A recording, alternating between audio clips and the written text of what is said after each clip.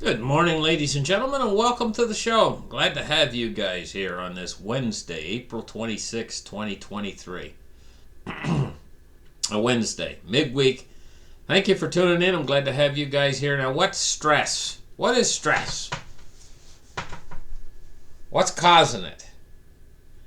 It's defined as a state of worry or mental tension caused by difficult situations. This is a perfect description of what's been happening ever since 2020. Everybody out there, first we got hit with wave after wave of the COVID crisis. And I know you guys, a lot of you guys say, oh, it's a pandemic and all this kind of, but still, whether it is or whether it isn't, didn't really matter. It still put us under an awful lot of stress. And our kids, too, Stress relievers. It says that stress is a natural human response. Prompts us to address challenges and threats to our lives. What bigger threat to our lives than all-out World War III, which is one of the challenges that our world leaders are throwing at us. Not asking us to do it, they're doing it to us. They're putting that threat there. And I know it hasn't happened, but we can see things that point toward it could go in that direction, and that puts us under stress. Immense amounts of stress, because even if you're a person out there that doesn't follow any of this kind of stuff, that's what's happening in the news, still, you hear words on the street. Hey, you know what? Maybe somebody on the street you met whispered in your ear and said, Russia is pointing nuclear weapons at us, or something like that, And you say, what? I didn't know that was going on. I say, yeah, but everybody's hearing it, everybody's feeling it. And what's the ways we relieve ourselves from stress nowadays? No. Yeah, that's the old-fashioned way, that's what we used to have, as a stress reliever. Forget that. Okay, but move on. Other things. You guys heard of gummy bears? Gummy bears out there. There's gummy bears for relieve stress. Here's what a lot of people, they have a nice glass of wine. These are stress relievers for people out there in these kind of situations, because the world's going through a period of tremendous turmoil right now. And this is part of what causes stress. Financial stress. Look, how many people in the United States right now, when this Silicon Valley Bank went down, and how many people out there were suddenly, Martha, my bank account. I got a lot of money in that bank. And you hear the banks are all going down. Is my insurance, are they gonna make sure I'm good on my deposits in the bank? And they were all worried about that about a couple weeks ago. And I got to get in there Monday morning, and I got to pull my money out of the bank, and I got to put it in Bank of America or whatever, because my bank might fail, and have to run in there and try to get their money out and try to transfer and do all this kind of more stress for an awful lot of people out there. And it can come in many different forms. So what else have I got here to show you guys about stress? I'm talking about stress this morning. Here's another stress reliever, believe it or not. 45% of Americans, that's a lot, above the age of 50, are playing video games. This can really help take your mind off of stuff. It's one of the things. It's a good stress reliever. It helps to get on. And this is something new.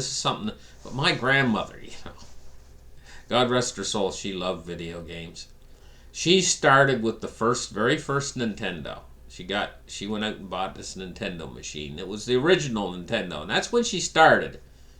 And that was back when the original Nintendo was about all that was out there. And the kids loved it, but she loved it. And I think she was like, at that time, she was like in her late 60s or whatever. But she absolutely had games like Mario Brothers and stuff like that she just loved to play on that Nintendo machine. So later, when she got, I guess, in her 70s or whatever, she got the next Nintendo. I think it was the Nintendo 64, and then she got the Xbox, and then she's addicted. And then she had to have the new PlayStations, all the newest PlayStations, and all the newest games. And her favorite thing to relieve stress was to go and turn the kettle on the stove and get a nice big cup of tea going, you know, and maybe a little something sweet to go with it, some crackers or cookies or something like that. Set them on the table for herself there next to her machine, her Nintendo machine. Dust her machine all off and everything, get the controller ready and everything. And this was her time.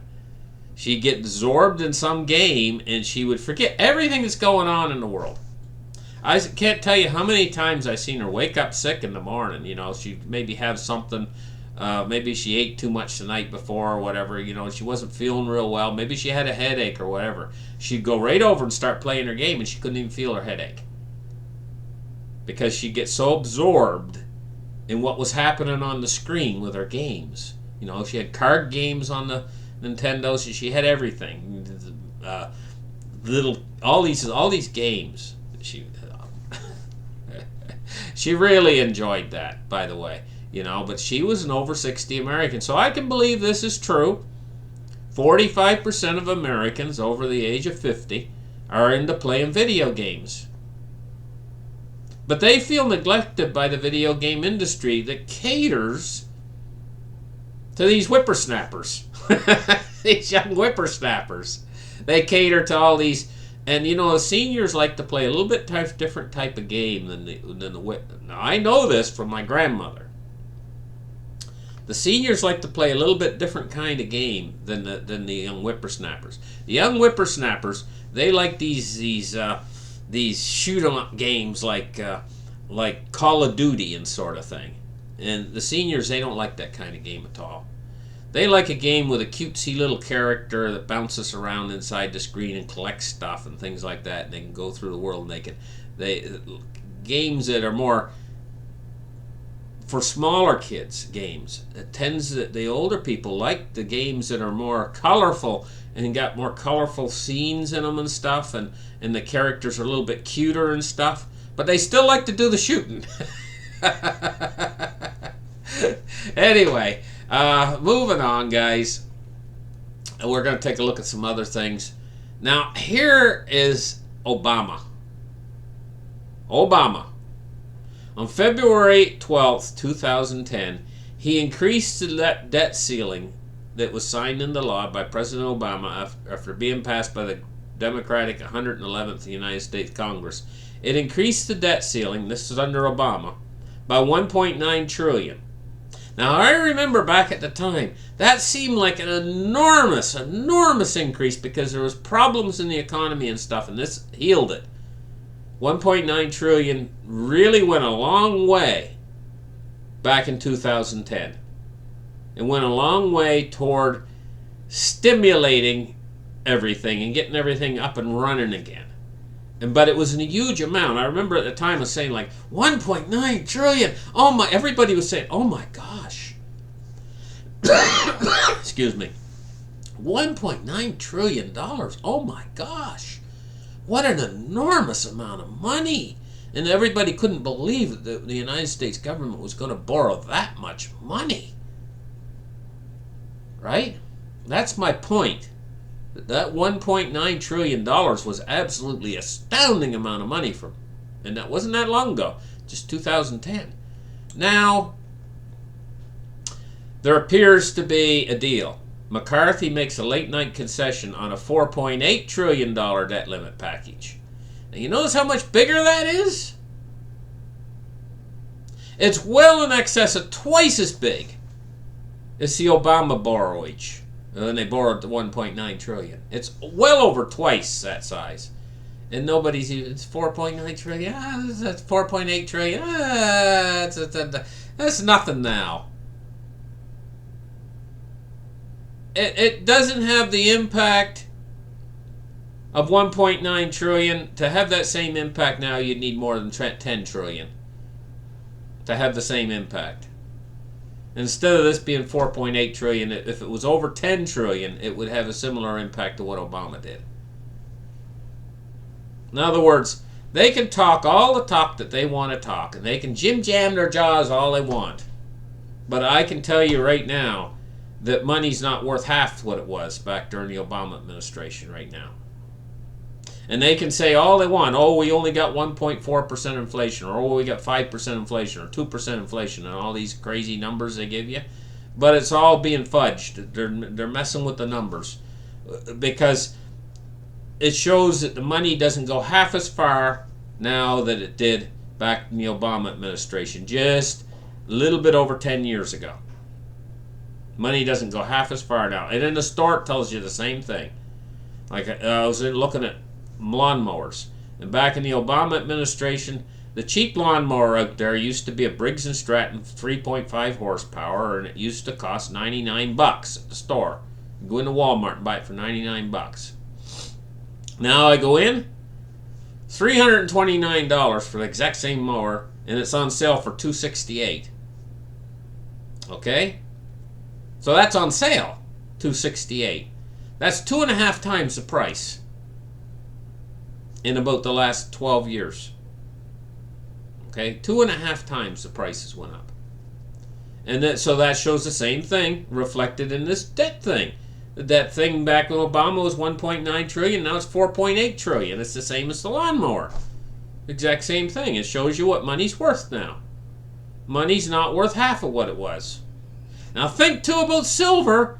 Back then silver was $50 an ounce. Now it's half the price. So everything else is more than doubled in price since Obama was in office. But silver's half the price. Less than half the price. So what does that mean? It means it's still on sale. And why this is such a big bargain is the biggest reason. I'm going to tell you what the biggest reason is of all. Not the fact that they've went out there and these 4 big bullion banks have went out there and created paper short contracts that made it look like there's a lot more silver than what it actually is. But the really big deal is the mines down in the ground.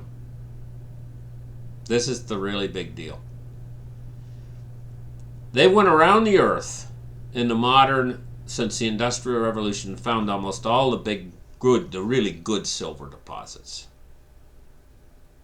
And they used to be picking away at them very slowly back before the Industrial Revolution with picks and shovels. And they could have been doing that for hundreds of years because it's so slow digging all the good silver out of the ground. But then they come along with these big industrial machines. You know the ones. The big diggers, the big excavator type machines that got a great big bucket on the front end, a big arm that comes out and digs the soil out so fast. So it's not pick and shovel anymore. Now it's hydraulics digging it out. And what they've done is in the last 10 or 15 years, they have picked all the low-hanging fruit when it comes to silver. They went around the world and they've scoured all the best grade ore and they've processed it. So now ore grades, and what an ore grade means, I'm being very specific with you guys, is how much silver is in a ton, I should say a metric ton, which is I think 2,200 and some odd pounds. How much silver is in a metric ton of the ore that you're digging out, which is rocks. That's how they get silver, by the way. They dig out rocks out of the ground, they crush them, and then they extract it from the powder. So how many ounces of silver comes out of 2,200 pounds of rock? And it used to be like double, more than double what it is now. They've picked all that low-hanging fruit. So that means they have to put twice as much energy in to get the same amount of silver now. And it's depreciating. They're going to have to put more and more energy to get less and less silver in the end. And so now the price is only half of what it was, dollar for dollar, a few years back. Less than half of the price. So that's the only thing out there the prices come down on. Prices went up on everything else you buy. And ore grades are falling off. What does this mean? The world can't do without silver, guys. And so simply put, it means it's the best value for your money out there of anything that you purchase, like don't look at it like a financial asset. Just look at it like something that you buy, like things you buy. Like you buy a new car. How much of new cars went up in the last few years? Silver's come down. Everything else has went up in your life that you purchase. Everything else. Except for silver. Silver's cheaper. That ain't going to last. You know that ain't going to last. And when it's over, you know that you're going to get extremely good value for your dollar for dollar. Even if you don't even take into consideration the premiums. If you're a buyer and a hodler of silver, or you want to keep it and you just want to wait, you're going to make out good in the future. Very good. So anyway, I don't know how I got talking about that, but there's a debt $4.8 trillion debt package. It looks like they're going to pass it through. So here's a whole big more bunch of money going to come in. And we all knew that was going to happen. What do we got here? Oh. Well, I don't know how those two pages even got on there. So I was selecting the pages. Those are YouTube pages. Let me see here. Talked about stress. Now we're going to talk about silver. $24.94 for silver today. It's down 4 cents on the day so far. So they're keeping it on sale for you guys. And they're still using these paper short contracts to keep the price down. For you guys. They're doing it for you. They're taking care of you in your retirement. They're giving you a few days, weeks, or months left where they're going to keep the price down, and then they're going to lose control over it. And then if you haven't bought any by then, after it goes up, it ain't ever going to come back down to these prices again. Because the mines are just not going to magically appear full of silver again like they used to be. The mines are all now that I think the numbers were like 17 ounces. I'm just quoting off the top of my head. I haven't looked at it in a little bit, but on the ore grades, I think it used to be they used to get like 17 ounces per ton for 2,200 pounds of rock. They get 17 ounces. Now I think they're getting 6. I think that's what it is. Don't quote me on that though. Just telling you guys off the top of my head.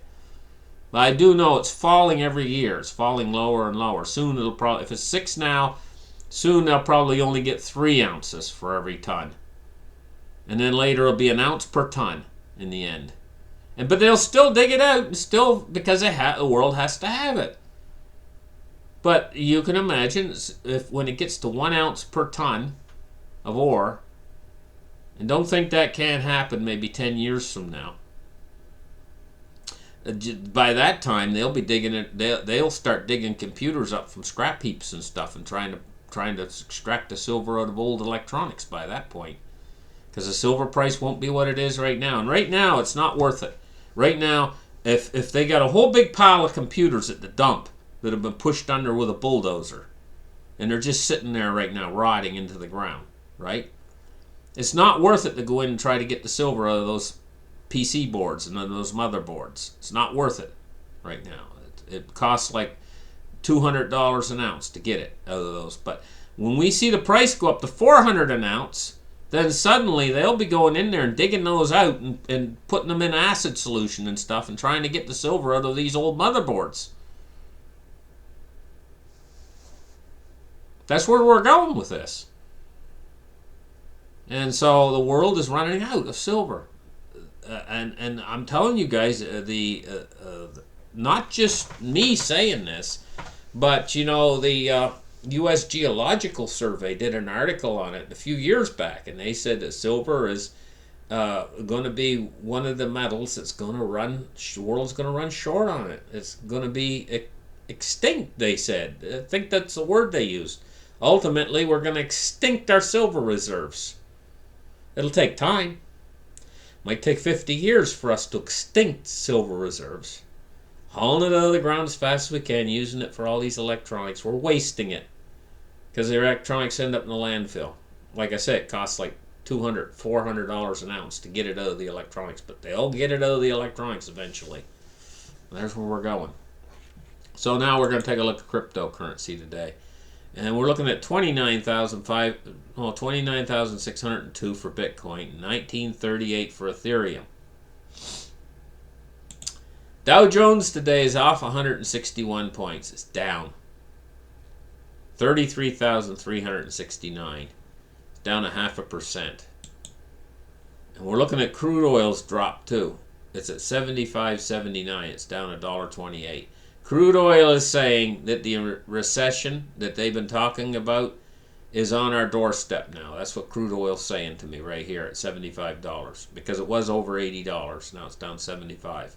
It's saying that it's anticipating ahead less people driving, like you get a recession. It's anticipating a recession, and so not as much demand, and so therefore a little bit lower price than crude oil. Crude oil is a front indicator. Like, one of the things that's a huge front indicator for a recession is right here. When you take a look at this, you get 5%, over 5%, 5.12% on a 3-month. Well in excess of 5%. And you go all the way out to a 30-year and you only get 3.6. Right? See, this is working in reverse. What it should be is like the 3 months should be like 2%, and the 30-year should be like 6% or something like that. That would be not inverted. But this is an inverted yield curve, and this is an absolute detector of a recession coming. But we don't have a recession coming. This is just more impactful. This is bigger than a recession. And it's coming both barrels right at us right now. And when it hits, this is where I'm expecting the next shoes to drop, because all of these businesses out there and stuff, businesses that have been founded on concepts that were okay concepts back when we had unlimited money pouring out of the system, and people would come up with an idea and everybody would say, oh, that's a great idea, let's start a company and whatever. And the first thing you know, even before they have any business, they're a $200 million company or whatever. Before, just an idea. They don't even have any business yet. They're not even making $1. And their values they're valued at like $500 million or whatever, just from an idea. That's what we were in back when the money was just sponging out there like crazy. Now that it's all drying up, suddenly it's going to be revalued. Suddenly they're going to look at these companies and stuff where they've done stuff like that, and they're going to say, hey, you know what? You haven't got a good business model here, really. It's very much like the .com thing that went on, they had this one company, it was like Pets something, that it became famous, the commercials for it, but they really didn't have a great business model, and they went down. And the same thing will happen again, but many, many multiples and times over in the economy. Okay, they've taken a look at the U.S. dollar index 101.20. I mean, we even have to examine right now business models that appear to be fabulous. Companies like BlackRock, have to examine these, and business models like Deutsche Bank. We have to examine this and say, hey, you know what? Because when the real thing hits, but see, these companies, when they get that size, they can't let them go down. And that's why I'm telling you guys, when they do go down, they are going down for real, but they're not allowed to go down because they're too big to fail. They're systemically important to the system. And so that's when they're just going to come out and they're just going to make all this new money. But first, we're going to have to suffer through all this crap that they're doing when they're saying, okay, we're tightening our belts, basically. But they're not really. It's all a lie. And so you see that your dollar savings right now are all based on a lie. They're based on the They're based on the premise that what's going to happen is the Fed's going to keep following through, and they're going to keep following through, and what's going to happen is the dollar's going to be worth more and more, and you're going to be able to buy assets for pennies on the dollar and all this kind of stuff. This is the premise. But the premise doesn't work in reality, because when these big corporations and stuff, when the everything bubble starts to pop, they're going to rush in with the money. And they showed you that with the Silicon Valley Bank crisis. They've showed you this, that this is the model. It doesn't matter how big it gets. If it gets overwhelmingly large, they'll just print overwhelmingly large amounts of new money. So what's really going to take the hit in real life is your dollars, ultimately. And this has already been proven by what you see happening in prices out there. You all notice when you go to the store, prices just keep going higher and higher and higher, not lower and lower and lower.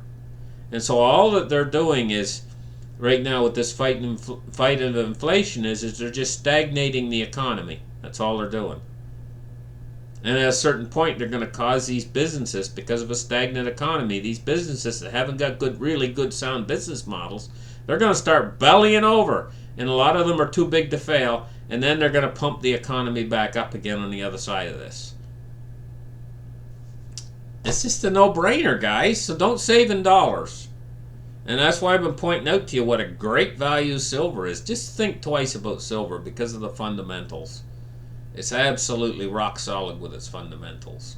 And it's one of the very few forms of what you call liquidity that has no counterparty risk right now. So, I mean, yeah, through this lie that they're working on, where they're saying they're making it look like the dollar's a great value, a lot of people are buying in treasuries and stuff that's still dollar denominated, right? During this period in time, that makes silver and gold look not quite so attractive. But hang in there, because there's where you're really going to make your gains in this system that's so hard to deal with, that a lot of people are getting very stressed, and they're turning to stress relievers. You know? As long as people don't go too far with their stress relievers, you know, like there's nothing wrong with a glass of wine. And nothing wrong with having a little something, whatever. But if you overdo it, you know, there's another thing, you know. I mean, that's not good, you know, to overdo your stress relief. You know, because you can end up just, you know, well, you guys know. Anyway, thank you guys for listening to my show. Like and subscribe, and we'll catch you guys in the next episode. Bye-bye.